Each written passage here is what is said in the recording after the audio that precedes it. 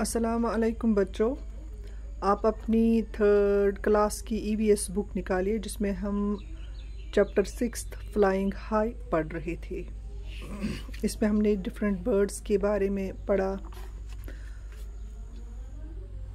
और आपने लिखा भी है जो मैंने आपको काम कहा था लिखने के लिए कि कुछ बर्ड्स के नाम आप लिखिए जिनके बारे में हमने पढ़ा था। ठीक, आज आप देखिए, अब यहाँ पर हमें एक एक्टिविटी दी गई है।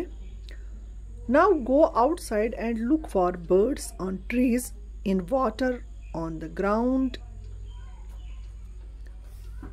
इन and around bushes. How birds could you see? यहाँ पर हमें ये कह रहे हैं कि आप अपने घर के बाहर जाइए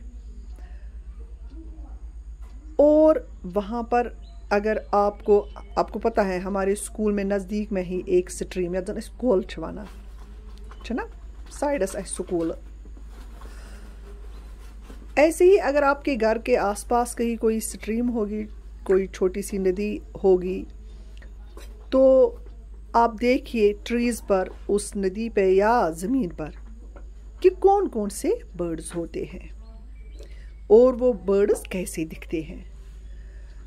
अक्सर वुचमुत स्कूलस निश कोल तथ मज बतख अंज जिनको हम स्वैन कहते हैं, डक कहते हैं, ठीक है, या कॉकर ज़मीनस पे गोबर, या काव चरी हार बुलबुल इवन हम ईगल को भी उड़ते हुए देखते हैं।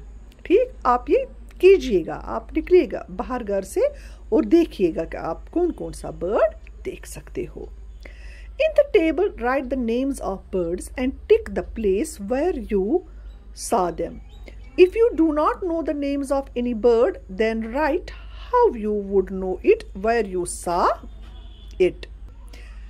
ठीक है जिगर, अब आप देखिए यहाँ पर हमें क्या करना है। यहाँ पर एक टेबल दिया गया है, इसमें हमें उन बर्ड्स का नाम लिखना है जिनको आपने देखा होगा या आपने जब आप बाहर गए घर के तो वहाँ पर देखा होगा।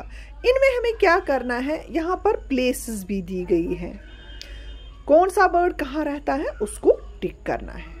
जैसे कि डक है, डक पानी में भी रहता है, दरख्त पे नहीं, ज़मीन पे भी, घर के अंदर भी, क्योंकि हम ये पेट है, इसको हम पालते भी हैं, उड़ नहीं सकता है।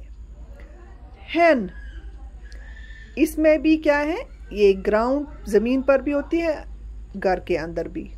ठीक, पानी में मुर्गी नहीं होती है और ना उड़ पाती है, उड़ती है मगर बिल्कुल थोड़ा सा। क्रो, ये पानी में तो नहीं होता है, दरख्त पे होता है, ज़मीन पे होता है और उड़ भी सकता है। ऐसे ही है पैरट, दरख्त पे भी, ज़मीन पे भी हो सकता है, ये घर के अंदर भी और उड़ भी सकता है। ठीक है जिगर, अब आप पेज नंबर 37 पे आइए। यहाँ पर क्या है, have you ever noticed that different birds have different types of beaks? मैं क्या हूँ बीक्स का अच्छा बना गोबर में, हाँ, तोंत, चोंच जिसको कहते हैं। ठीक, वना मुख्तलिफ किस्म की जन बर्ड्स तिमन आसा मुख्तलिफ किस्म चोंच आसान, बीक्स आसान। Given here are pictures of beaks of birds. Look at them carefully. Identify the birds and write their names in the blank space. Draw a picture of the beak of some other bird. Color it and write its name. अब यहाँ पर कुछ pictures दी गई हैं, कुछ birds की pictures दी गई हैं। कह रहे हैं कि आप इनको गौर से देखिए, अच्छे से देखिए और आइडेंटिफाई कीजिए इन बर्ड्स को। तो आइडेंटिफाई करके हमें इन बर्ड्स का नाम लिखना है। ये यहाँ पर देखिए, इनकी जो बीक्स बनाई गई है तो इनका नाम हमें इस स्पेस में लिखना है। और इसके बगैर भी अगर आप कुछ और बर्ड्स की बीक्स बना सकते हैं, आप बनाइएगा। कम से कम 3 बर्ड्स की बीक्स आप अपनी कॉपी पर बनाएंगे, उसको कलर भी करेंगे और उसका नाम भी लिखेंगे। मैं वो चेक करूँगी। ठीक है जिगर, Just as birds have different types of beaks, they different types of food. While some eat fruits, some eat eggs, while others eat fish. जैसे कि इनके बीक्स डिफरेंट किस्म के होते हैं, वैसे ही इनका खाना भी, खुराक भी डिफरेंट होता है. कुछ फ्रूट्स खाते हैं, कुछ एग्स खाते हैं, तो कुछ फिश, कुछ इंसेक्ट्स. अब आप देखिए, पहले हम इनका नाम देखेंगे क्योंकि यहाँ पर हमें नाम लिखना है.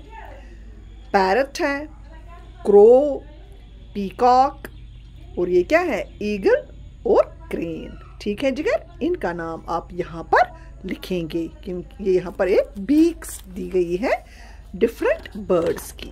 ठीक है जिगर. अब आपको ये जो मैंने आपको होमवर्क दी है, इसमें आप क्या करेंगे, इसमें आप 3 बर्ड्स जो हैं उनकी बीक्स बनाएंगे, उनका नाम लिखेंगे और उनको कलर करेंगे. और जो यहाँ पर बर्ड्स हैं जिनकी बीक्स दी गई हैं, ये 5 बर्ड्स हैं, इनका नाम आप इस बॉक्स में लिखेंगे. ठीक है जिगर. इंशाल्लाह नेक्स्ट पोर्शन हम अगले सेशन में पढ़ेंगे. तब तक अल्लाह हाफ़िज़.